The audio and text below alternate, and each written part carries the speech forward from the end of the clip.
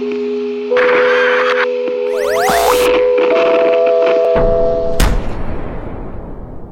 sommes tous fatigués d'être connectés en permanence, de devoir répondre à des messages avec nos téléphones, nos tablettes, nos ordinateurs. Et nous faisons ça tous les jours, au travail. Et nous avons ces mêmes habitudes à la maison. Et nos enfants nous imitent. La fatigue touche aussi notre vie sentimentale. Que ce soit dans la recherche de l'âme sœur, sur des sites de rencontres, ou quand on se sent seul dans son couple. La fatigue en réalité est partout.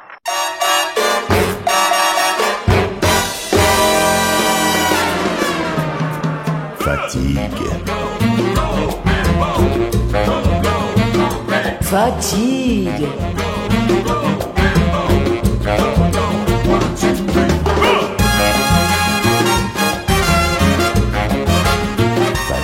Fatigue.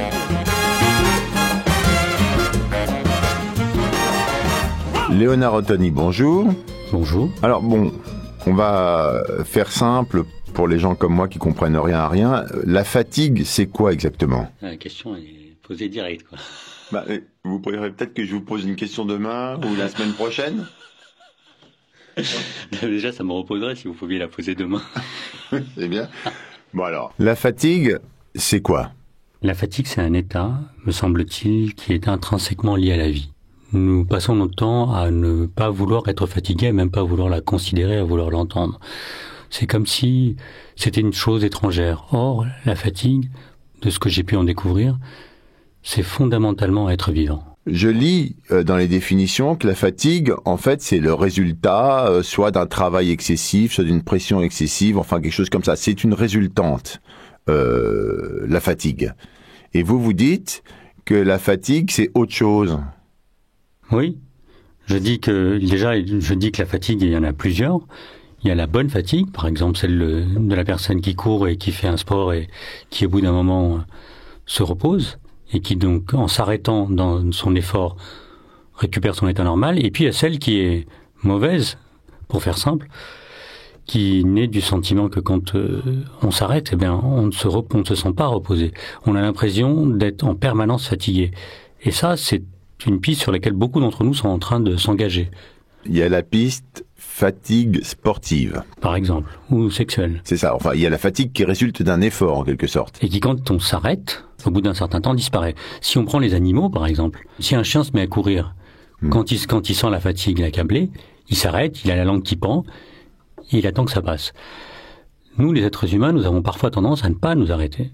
C'est-à-dire que les gens se sentent fatigués quand ils arrivent à sentir la fatigue, mais ils poursuivent l'effort par-dessus. Le point de différenciation entre les animaux et nous, c'est que nous, quand on est fatigué, on continue alors qu'on est fatigué et les animaux s'arrêtent. Certains d'entre nous. Pas tous, évidemment. Oui. Mais ceux qui vont vers ce qu'on appelle, par exemple, le burn-out, ce sont des gens qui savent pas s'arrêter. Ce sont souvent des gens hyper passionnés, qui adorent ce qu'ils font, mais qui tout d'un coup se mettent une charge, une pression telle, des objectifs à atteindre impensables, qui poussent au-delà de ce qu'ils entendent dans la fatigue. Et il y en a une autre qui, moi, m'a interpellé, c'est celle qui est liée à la souffrance. Par exemple, des gens qui sont malades vont avoir plusieurs types de fatigue qui vont les accabler. La première, c'est celle d'anticiper la crise. Ils s'épuisent à avoir peur de tomber malade. Je peux vous donner un exemple concret. Il y a pas longtemps, j'ai reçu une femme qui m'était envoyée vers un service de gastro-entérologie et de médecine interne. Elle souffre d'une maladie qui est a priori incurable. Personne n'est capable de mettre un nom sur sa maladie. Pourtant, les médecins lui disent « Madame, vous êtes malade, il y a quelque chose, mais on ne sait pas quoi ». Et cette femme vient me voir avec une problématique qui me paraît importante, c'est qu'elle veut guérir, et ça va de soi. Mais simplement, je lui dis, moi je suis pas médecin, premièrement, je peux pas vous guérir. Deuxièmement, si ces gens qui sont éminemment brillants n'y arrivent pas, moi je vois pas comment moi je pourrais entrer dans cette discussion-là. Mais je lui dis, mais par contre, ce que je peux faire, c'est vous apprendre à vivre avec la maladie. Et de ce point de vue-là, on a ouvert une fenêtre qui a été simplement qu'elle considère que dans un certain nombre de cas, et c'est elle qui l'a reconnu, c'est pas moi qui lui a amené à prendre conscience de ça, c'est que elle s'épuise, par exemple quand elle a ne serait-ce que la gorge qui brûle, à imaginer que ça va être une crise extrêmement aiguë dans sa pathologie. Donc il y a une anticipation, donc une fatigue qui naît simplement d'avoir peur de la crise. Et ça, si on le transpose dans d'autres domaines, on voit que beaucoup de gens ont peur du simple fait de se mettre en mouvement. C'est-à-dire la moindre chose devient un écueil. Qu'est-ce que vous faites dans la vie, Léonard Ottoni, pour en être arrivé à écrire un livre sur la fatigue? Ça vient d'où? Ça vient d'un sentiment premier, c'est que je me suis moi retrouvé confronté à une lecture de ma propre existence. Alors, je me suis rendu compte que j'ai mené d'une certaine façon une vie qui ne pouvait pas continuer de cette façon-là. Donc le point de départ, c'est moi. Je vous parlais de maladie, moi-même je souffre d'une maladie inflammatoire chronique qui a tendance à dégénérer, avec des doses de médicaments de plus en plus fortes, où en effet il n'y a pas tellement de solutions. Et j'ai commencé à m'interroger sur cette question en disant, ok, qu'est-ce que tu veux faire? Est-ce que tu vas continuer à vivre de cette façon-là, en passant à côté des choses qui semblent importantes pour toi? Est-ce que le fait justement de continuer à anticiper les crises, à avoir peur de crises, à essayer à tout prix d'avaler uniquement les médicaments qui me sont donnés et qui me sont très utiles, sans considérer ma propre responsabilité, avait un sens? Est-ce que le fait de travailler passionnément dans mes différentes activités, dont je vous parlerai juste après, de la façon dont je le faisait sens? Est-ce que justement, piégé par mes passions, je passais mon temps à me consumer, même si j'ai jamais fait de burn-out, je me suis approché à plusieurs reprises de cela. Eh bien, ces différentes étapes-là ont commencé à me questionner. Et dans l'activité, une de mes activités que j'ai appelée autodéveloppement, où je reçois des gens qui viennent me voir, qui me sont envoyés soit par des hôpitaux, par des médecins, ou même qui viennent de leur propre chef, là où la médecine ne suffit pas, où le médecin qui reçoit dit il y a quelque chose peut-être qui relève de la façon de vivre, et donc appelé plus banalement développement personnel, peut agir, j'interviens. Et j'ouvre dans la démarche qui est la mienne, dans un des aspects, cette écoute de la fatigue, qui est d'amener des gens à simplement considérer la fatigue, à se considérer eux comme un individu qui a le droit d'être fatigué, qui doit écouter cette fatigue, qui doit changer son rapport à cette fatigue qui est constamment assénée par la presse, la société, qui est tu dois faire, commenter, interagir avec le milieu dans lequel tu es, liker, et aussi, tout bêtement, jamais t'arrêter. Tu ne dois jamais t'arrêter. Et ça, c'est le monde dans lequel on est. Et donc, de marcher à contre-courant de cela, aussi étrange que ça peut paraître, ça doit se réapprendre. Vous êtes thérapeute? C'est du développement personnel. C'est pas de la thérapie. Ça ressemble à quoi, en fait? Très sincèrement, ça ressemble à recevoir une personne qui vient, qui explique pourquoi elle a une plainte, quelle est sa plainte, et puis de voir comment, en lui proposant quelques suggestions, qui sont souvent issues de sa propre expression de sa plainte, comment elle peut le renverser la table et regarder ce qu'elle vit d'une autre façon. Fatigue. Fatigue. Fatigue. Fatigue.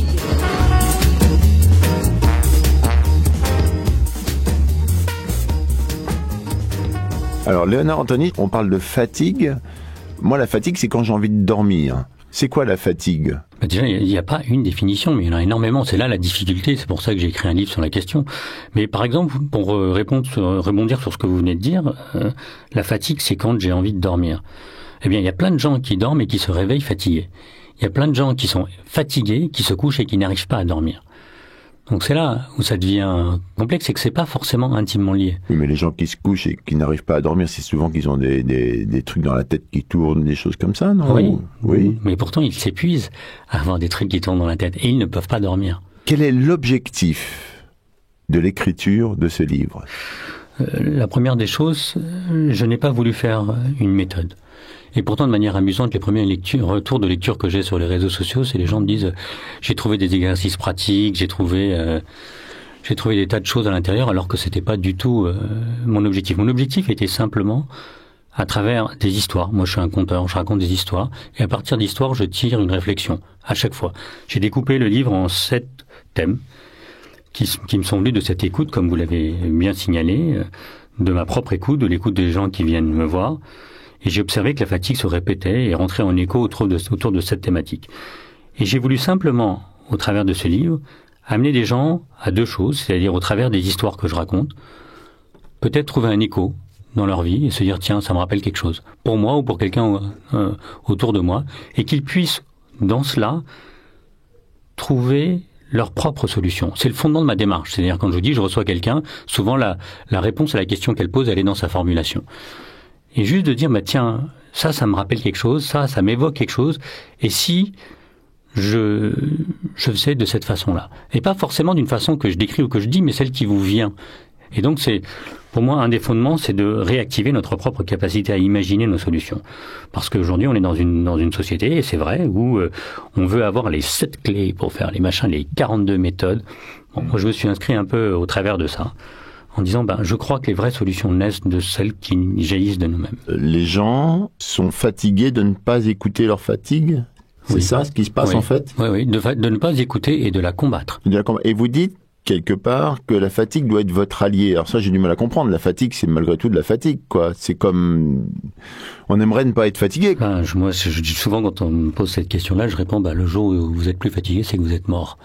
Moi, quand j'ai dit, on peut faire de la fatigue une alliée, c'est une expérience que j'ai constatée pour moi avant tout, et ensuite pour les gens que je peux recevoir. C'est-à-dire que pendant des années, à force de ne pas écouter sa fatigue, à force de vouloir la combattre, parfois même à force de vouloir la maquiller, si vous regardez les blogs et les magazines féminins, on vous répète en tour de boucle les astuces et les solutions pour maquiller sa fatigue au matin, eh bien, on fait qu'une chose, c'est d'une certaine façon échapper à sa condition humaine, à ce qui est possible. Tout à l'heure, je disais, en repartant de mon expérience, pendant des années, moi j'ai voulu combattre la douleur. J'ai voulu chercher à faire comme si elle n'existait pas, et donc je me suis épuisé dans ce chemin-là. Puis un jour, j'ai appris un truc tout con, je me suis dit, écoute, t'as mal, arrête.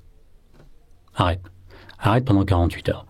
Et j'ai observé que la douleur diminuait beaucoup plus vite que si je continuais à me cogner, à faire comme si elle n'existait pas. C'est-à-dire, et pas considérer aussi la fatigue qui découlait du combat de la douleur et qui engendrait des douleurs supplémentaires. Et un cercle vicieux qui s'alimentait. Cette situation, on la rencontre dans les gens qui sont dans des situations de quasi burn-out en entreprise. C'est-à-dire qu'ils finissent à 23 heures, ils bossent comme des tarés sur un dossier, et puis ils vont se lever à 5 heures du matin parce qu'il faut continuer. Et donc ils vont pas être en capacité d'entendre qu'ils ne vont pas bien. Et je prends encore une autre analogie. J'ai consacré un chapitre au couple, et je connote qu'un certain nombre de personnes passent leur temps sur des applications de rencontres. Moi, j'ai rien contre les applications de rencontres. Je crois qu'aujourd'hui, pour beaucoup de gens, c'est un moyen de rencontrer des gens quand on sort à 19h du boulot et qu'on rentre chez soi seul. Mais en fait, ils tombent dans un écueil où ils s'épuisent littéralement à vouloir rencontrer des gens. Et ils vont sortir avec une personne par jour. Je raconte l'histoire d'un dîner que j'avais avec une amie où pendant le dîner, elle passait son temps sur son téléphone à liker, à essayer de marquer une touche. Puis à un moment, elle se lève et elle s'en va. Et elle me dit, tu m'excuseras, mais j'ai une touche là. Donc déjà, c'est pas très agréable, mais c'est une situation assez surprenante. Et le lendemain, donc je me suis dit, tu vas attendre d'être calmé avant de l'appeler. Le lendemain, je l'appelle et je lui dis, écoute, j'ai trouvé assez étonnant quand même ta façon de faire. Donc là, je vous la fais de façon un peu plus édulcorée. Et là, elle s'effondre en larmes. Elle me dit, écoute, je fais ça tous les jours. Tous les jours. J'essaye de trouver l'âme sœur. Et elle me dit, mais j'en suis devenu malade. Je ne peux pas ne pas y arriver. Je n'arrive pas à sortir de cette façon de faire. Et elle prononce le mot, elle dit, je m'épuise littéralement là-dedans. C'est-à-dire, à force de liker toute la journée, en attendant de s'être trouvé, elle pouvait rencontrer 2 personnes dans la même journée. Et la chose que je lui ai suggérée, c'est, je lui ai dit, mais écoute, peut-être que c'est le chemin inverse qu'il faut prendre. C'est aller explorer ta solitude. Plutôt que d'essayer d'y échapper. Et c'est ça, à nouveau, que je le décris quand je dis de se laisser absorber par la fatigue. C'est une méthode particulière? Non, quelque chose que vous faites? Moi j'ai passé 20 ans à explorer le yoga nidra, qui est une forme de yoga hypnotique. Et puis, pendant plusieurs années, à étudier l'hypnose. Une forme d'hypnose que François Roustan a nommée hypnose écologique. L'objectif n'est pas de vous endormir pour que vous entriez dans un état de conscience modifié, mais plutôt de vous faire ressentir, par exemple, que vous avez mis vos baskets à l'envers. Et que quand on met ses baskets à l'envers, ça fait non seulement mal aux pieds, mais on marche de travers. Fatigue. Fatigue.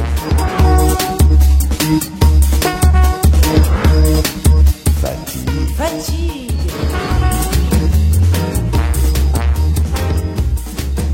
D'accord. Une hypnose qui me serait très utile le matin, donc pour les chaussettes et tout ça. Formidable. Donc, vous recevez des patients? Alors déjà, je ne reçois pas de patients. Moi, ce ne sont pas des patients, des impatients. Oui, je dis souvent, ce sont des impatients. Puisque... J'en étais sûr. Vu l'état d'esprit, j'en étais sûr. J'étais con quand j'ai dit patient, je me dis ça va être impatient. tout pour contrarier. L'anticipation. Ça commence déjà à me fatiguer, cette interview. Voilà une bonne chose. Dans le cadre de cette jeune femme qui va à la rencontre d'hommes ou de femmes, d'ailleurs, peu importe, en quoi le fait qu'elle écoute finalement cette fatigue d'être seule va arranger ses problèmes sentimentaux de couple, enfin cette volonté qu'elle a d'être en couple, hein. Pour prolonger cette histoire, quand j'ai proposé ça, la première réaction, ça a été mais vous imaginez pas, c'est beaucoup trop difficile. Moi, je n'ai jamais pu être seul, je ne peux pas être seul. Et moi, je lui ai suggéré la chose suivante, c'est prenez un week-end et partez seul en week-end. Ce qui peut paraître pour beaucoup de gens assez simple, une évidence. Pour d'autres, c'est un parcours du combattant, parce qu'ils n'ont jamais été seuls de leur vie. Et donc, je lui ai dit, mais vous allez voir, ça va être épuisant de partir seul. Mais de là va naître des possibilités. Vous allez simplement peut-être pas vous aimer, parce que j'en dis, mais moi je m'aime pas. J'en réponds, mais ça m'intéresse pas, c'est pas une question qui m'intéresse. Je cherche pas à faire en sorte que vous puissiez vous aimer. La seule question est, est-ce que, en étant seul, vous allez avoir la capacité d'apprécier votre compagnie? Et dès lors que on est capable d'apprécier d'être seul, comme une personne peut aller faire du vélo seule une après-midi, peut partir faire de la randonnée seule parce qu'elle va, à ce moment-là, rencontrer ses pensées, parfois même c'est des moments difficiles, souvent des moments difficiles, mais aussi des possibilités. Le lien avec la fatigue. Le lien à la fatigue, il est double. Le premier, c'est que cette personne s'épuise à essayer de rencontrer l'autre. Première chose, on en a parlé tout à l'heure. Oui, bon, ok. Et donc, elle se retrouve, à force de faire ça, de suivre ce chemin, elle se retrouve dans l'impossibilité de pouvoir être juste dans les champs d'application qui lui semblent importants, parce qu'elle est en permanence dans ce cheminement-là. La deuxième chose, c'est d'aller explorer sa solitude, et là, il y a une autre forme de fatigue qui l'accable, lui permet une fois qu'elle la dépasse, c'est comme si il fallait y entrer pour pouvoir en sortir, lui ouvre la possibilité de changer ce comportement-là. Est-ce qu'on peut assimiler ça à quelqu'un qui écoute la fatigue de ses cuisses quand il a couru pour dire, faut peut-être que je cours d'une façon différente, c'est ça? Oui, c'est vrai, c'est exactement ça, c'est une très bonne analogie. Merci. J'écoutais ce matin, on parlait encore du décrochage, du stress SMS, du tout Internet, on est assailli de partout, et c'est ça qui causerait le fait qu'on est très fatigué. Je pense que c'est pas faux, c'est vrai. C'est le fait d'être dans une agitation permanente. Je crois que les nouvelles technologies nous ont amenés à être connectés tout le temps, en permanence, et ça a un rôle sur notre capacité à pouvoir nous extraire de notre quotidien. C'est plus difficile aujourd'hui qu'il y a 15 ans de se dire tiens, je vais aller faire un tour sans rien. Je vous donne un exemple concret. Une fois, j'avais oublié mon téléphone, moi, à la maison. Et instinctivement, j'ai commencé à faire marche arrière pour aller le chercher. On allait dîner avec mes enfants. Et c'est du fait que je suis dans cette démarche, que j'étais en train d'écrire le livre, que je me suis dit, mais attends, mais laisse-le. Mais quand je propose à des gens de leur disant, mais vous pourriez laisser votre téléphone et aller dîner, les gens disent, mais c'est juste pas possible. J'ai des tas de messages que je peux pas rater. Puis certains me disent, mais je vais peut-être rater la photo de ma vie, quoi. Et ça, c'est une vraie modification comportementale. D'accord, j'ai quand même du mal à comparer cette fatigue, disons, de l'assaut des réseaux sociaux à celle d'un mineur de fond au milieu du siècle dernier, par exemple. On est quand même dans un monde défatigué aussi, d'une certaine manière, quoi. C'est une bonne question, elle est bien formulée. En effet, on pourrait dire, si on le regarde froidement, on pourrait dire que là, effectivement, le mineur de fond avait une fatigue physique, avait une fatigue même qui écourtait sa vie, puisque notre espérance de vie aujourd'hui n'est pas celle du mineur de fond du 19e siècle. Donc ça, c'est une donnée objective. Du 20e. Ou du 20e, début. Absolument. Si on regarde dans les mines en Afrique et en Amérique latine. Aujourd'hui encore, oui. Ouais, il faut quand même remettre les choses à leur place, puisqu'une partie des minerais extraits servent à fabriquer nos téléphones portables et nos tablettes. Donc je pense qu'il faut avoir un peu de décence. En tout cas, moi, ce que je voulais vous dire, c'est que par rapport à, justement, cette personne qui est dans les mines, par exemple, et qui a une fatigue lourde qui peut l'accabler, à plus d'un titre. Moi, j'ai décidé aussi de considérer celles de personnes qui sont dans des systèmes que vous qualifiez sont peut-être presque sans fondement, puisque sans valeur. Mais je pense que l'un n'enlève pas la légitimité de l'autre. C'est-à-dire qu'aujourd'hui, beaucoup de gens je prends par exemple des adolescents. Les parents disent souvent, j'en vois quelques-uns, ils viennent, ils disent, vous savez, il passe son temps à rien faire. Et je lui dis, mais regardez, observez vraiment, est-ce qu'il fait rien? Mais la plupart du temps, quand il fait rien, il est sur son téléphone. Il est sur un X ou Y réseau social.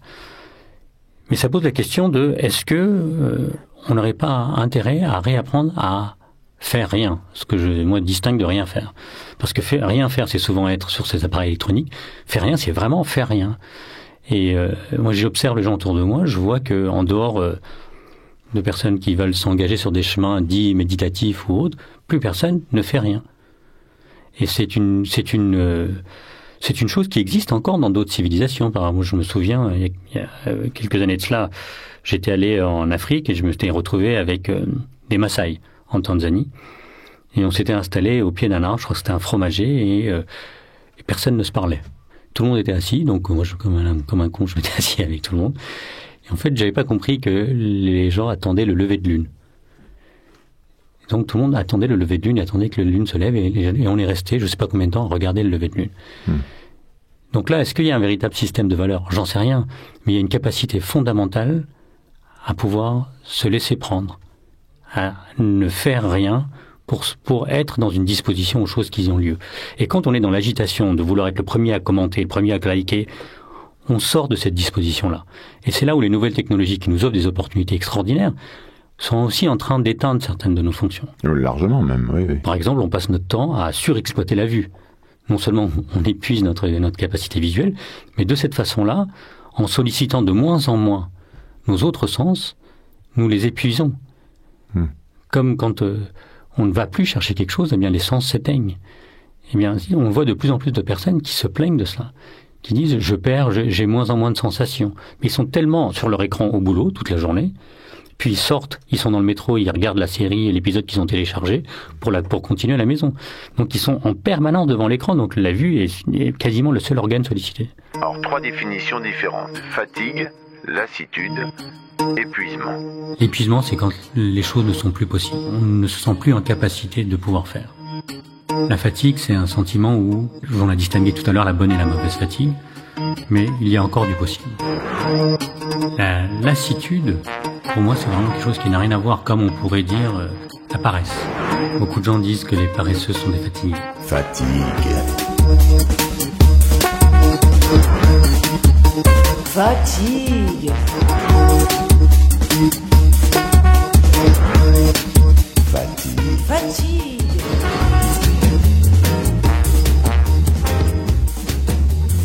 Je vois pas de quelle fatigue exactement vous parlez. C'est de la fatigue générale, si c'est de son état. C'est là où moi j'ai regardé la chose sous un angle différent. Je me suis dit, et si je tournais autour? C'est comme si vous aviez une balle au milieu de la pièce, qu'on appellerait fatigue, et moi je me suis amusé à tourner autour. Et à voir qu'en effet, c'est un mot qui enferme beaucoup de choses. Comment, je vous disais tout à l'heure que moi je suis parti de mon propre constat et de celui des gens qui viennent me voir. Bien sûr, j'ai beaucoup lu, je suis allé interroger des médecins, des thérapeutes et des gens qui font du développement personnel un peu partout. Et je me suis rendu compte que c'est un mot valise. C'est un mot qui renferme plein de choses. On dit je suis fatigué, elle me fatigue, il me fatigue, ça me fatigue, chose impersonnelle. Et donc, oui, moi, j'ai tourné sous tous les angles. C'est-à-dire que j'ai pas voulu donner une définition. Je suis parti de ce que les gens disaient. Parce que l'expression de chacun est très différente. Donc moi, j'ai découpé autour de cette thématique parce que c'est les thèmes qui revenaient tout le temps, que j'entendais à chaque fois. Et c'est pour ça que j'ai raconté énormément d'histoires. Parce que à chaque fois, dans le mot fatigue employé par la personne, ou épuisement, eh bien, c'est pas la même définition. Et c'est pour ça que quand vous me demandez c'est quoi la définition de la fatigue, j'avais envie de vous dire, moi, je me suis posé le problème d'une autre façon. C'est quoi, chez vous, qu'est-ce que ça veut dire quand vous prononcez le mot fatigue? Et donc, c'est là de détricoter et de regarder ce que ça veut dire. Nous amène parfois à juste un élément, mais souvent à plusieurs éléments, parce que il n'y a pas une fatigue chez un individu. Il y en a plusieurs. Et elles ne sont pas cloisonnées, elles interagissent en permanence. Est-ce qu'on peut faire un tour d'horizon rapide? Un petit, les fatigues. Moi, j'en ai distingué un certain nombre. On en a parlé tout à l'heure. La fatigue qui est liée à nos activités professionnelles. Ça concerne quand même un tiers de notre vie. Grosso modo, on passe 8 heures de notre journée à bosser. Mais là, dans ces fatigues professionnelles, il y a les fatigues du déménageur, et puis il y a la fatigue de l'ingénieur. C'est pas la même. Non, c'est pas la même. C'est pas absolument pas la même. Et puis il y a la fatigue de la personne qui se sent pas à sa place. C'est en général lié au cadre du bureau lui-même ou lié à l'histoire de la personne? C'est toujours lié à l'histoire de la personne. C'est toujours lié à l'histoire de la personne, mais ça peut être en interaction avec le bureau. Mais c'est toujours lié à l'histoire de la personne. D'accord, continuons notre tour alors. On a évoqué le sujet de la fatigue liée à la solitude. J'en ai distingué deux. celle que j'évoquais tout à l'heure de cette femme qui part, par exemple, à la recherche de l'âme sœur et qui s'épuise dans cette direction-là, et celle aussi de la personne qui, dans son couple, ne se considère plus. C'est-à-dire passe son temps à vouloir courir après l'autre dans le couple qui l'ignore et donc qui va commencer à se sacrifier elle-même en permanence. Une espèce de burn-out de couple. Oui. Qui est en lien avec la partie suivante, qui est celle de la famille. En l'occurrence, beaucoup de mères de famille se disent non considérées, s'épuisent. En l'occurrence, elles doivent maintenant assumer leur vie professionnelle, le rôle de mère de famille, et très souvent, elles s'effacent. Elles ne se considèrent plus. Oui. Et donc, elles ont cette idée que le sacrifice est la solution. Quand j'ai décidé de vous recevoir pour parler de la fatigue, je me suis tout de suite imaginé qu'on allait parler principalement aux personnes qui n'arrivent pas à dormir. C'est un sujet. J'ai consacré un chapitre au sommeil, à la relation au sommeil. Il y en a beaucoup quand même, des gens comme ça. Ah oui, il y en a plein. Il y en a plein et qui maintenant s'épuisent aussi à vouloir bien dormir. C'est un paradoxe. C'est-à-dire qu'avec l'avènement des neurosciences, de tout ce qu'on nous raconte en permanence, en nous expliquant, et c'est vrai, et c'est totalement vrai, on a besoin de dormir pour se reposer, pour régénérer nos cellules, pour faire toutes ces tâches qui sont de la consolidation de l'information, etc. On a besoin de dormir. Mais si ça devient une course à la performance avec des objets connectés, encore une fois, qui vont calculer notre cycle de sommeil, qu'on met sous l'oreiller, qu'on projette sur le plafond, quand on ajoute de la performance dans le sommeil, on se retrouve dans une situation paradoxale, celle de s'épuiser en voulant dormir. Il y a encore d'autres typologies ? Oui, j'ai parlé tout à l'heure de la maladie. La maladie. Ça, c'est un vrai sujet. Oui. Aussi, tout aussi légitime que les autres. Et une fatigue un peu plus, j'allais dire, qui concerne un objet plus de société, qui est notre volonté à vouloir bien-être. Des gens qui s'épuisent littéralement à vouloir bien-être. Et il y a une confusion entre bien-être et bien-aller. Bien-être, c'est répondre à des critères, un peu comme on répond à des critères de mode en étant mince, c'est ça, grosso modo ? Par exemple, ou alors maintenant, il y a on a une injonction quotidienne qui nous tombe dessus par les 50 millions d'articles de presse, de blogs et de commentaires sur les réseaux sociaux en disant il faut prendre tel complément alimentaire tous les jours, il faut manger de telle façon, faire tel régime, faire de la méditation, faire du yoga, faire. Lire le livre fatigue. D'ailleurs c'est pour ça que dès le début j'ai dit lâchez-le. Donc ça c'est une vraie problématique. Et la deuxième c'est aussi un autre point qui m'a semblé important de rappeler, c'est la fatigue qui est liée à notre capacité à devoir décider et choisir. Et aujourd'hui, on nous amène en permanence devant cette idée qu'il faut choisir, tout le temps. Donc vous recevez des alertes, alors c'est évidemment en lien avec la fatigue numérique, mais nous sommes bombardés d'alertes sous différentes formes, des mails, des SMS, des alertes sur le téléphone qui s'affichent, qui amènent des gens qui finalement finissent par céder, ce qu'on appelle la fatigue décisionnelle. C'est-à-dire notre capacité à décider est un muscle. Et aujourd'hui, c'est théorisé, la fatigue décisionnelle. Et donc, les neurosciences, il y a des cours dans les universités qui sont enseignés à des start-upers. Comment agir sur la fatigue décisionnelle de la personne ? Comment l'user ? Pourquoi ? Afin qu'ils décident n'importe quoi ? Afin qu'ils décident, non, ce qu'on a envie. Oui, parce qu'on a envie qu'ils décident. Ah oui, d'accord, une manipulation en fait. C'est totalement une forme de manipulation. Et aujourd'hui, c'est théorisé et enseigné dans des universités. C'est formidable. Voilà. Donc là-dessus, c'est une troisième partie où j'ouvre un peu une réflexion sur la capacité sociétale. On peut dire quand même que globalement, j'aime bien le mot globalement, ça fait très bien dans un podcast. Globalement, la problématique génératrice de la fatigue, c'est l'injonction. Oui, qu'elle vienne de vous ou de l'autre. C'est ça, hein ? Absolument. Là, j'ai raison. Oui, l'injonction est permanente. Vous pouvez dire que j'ai raison. Globalement, vous avez raison. Très bien. Eh ben, on se revoit tout de suite après. On va essayer de parler d'un premier sujet de fatigue qui est le burn-out. C'est bien un chapitre, le burn-out. C'est un chapitre. Globalement.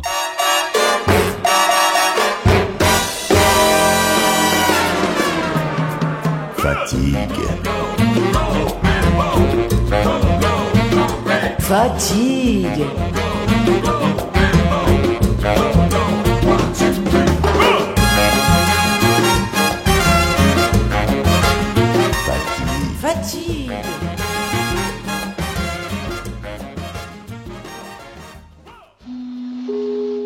C'était une émission du Poste Général.